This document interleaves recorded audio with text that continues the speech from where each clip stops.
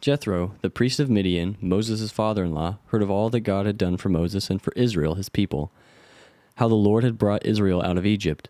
Now Jethro, Moses' father-in-law, had taken Zipporah, Moses' wife, after he had sent her home, along with her 2 sons.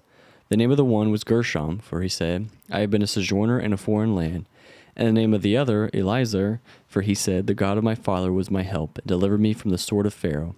Jethro, Moses' father-in-law, came with his sons and his wife to Moses in the wilderness, where he was encamped at the mountain of God. And when he sent word to Moses, I, your father-in-law Jethro, am coming to you with your wife and her 2 sons with her, Moses went out to meet his father-in-law and bowed down and kissed him. And they asked each other of their welfare and went into the tent.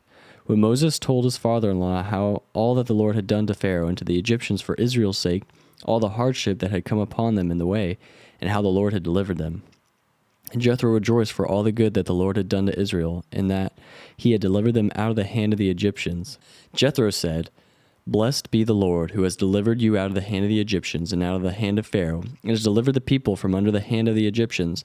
Now I know that the Lord is greater than all gods, because in this affair they dealt arrogantly with the people. And Jethro, Moses' father-in-law, brought a burnt offering and sacrifices to God. And Aaron came with all the elders of Israel to eat bread with Moses' father-in-law before God. The next day Moses sat to judge the people, and the people stood around Moses from morning till evening. When Moses' father-in-law saw that all that he was doing for the people, he said, What is this that you are doing for the people? Why do you sit alone, and all the people stand around you from morning till evening? And Moses said to his father-in-law, Because the people come to me to inquire of God.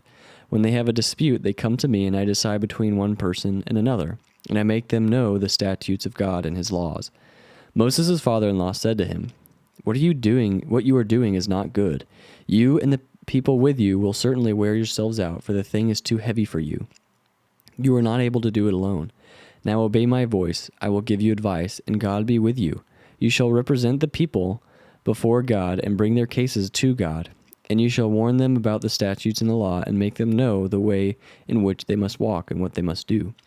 Moreover, look for able men from all the people, men who fear God, who are trustworthy and hate a bribe, and place such men over the people as chiefs of thousands, of hundreds, of fifties, and of tens, and let them judge the people at all times. Every great matter they shall bring to you, but any small matter they shall decide between themselves. So it will be easier for you, and they will bear the burden with you. If you do this, God will direct you. You will be able to endure, and all this people also will go in their place in peace. So Moses listened to the voice of his father-in-law, and did all that he had said. Moses chose able men out of all Israel, and made them heads over the peoples, the chiefs of thousands, of hundreds, of fifties, and of tens. And they judged the people at all times. Any hard case they brought to Moses, but any small matter they decided between themselves. Then Moses let his father-in-law depart, and he went away to his own country.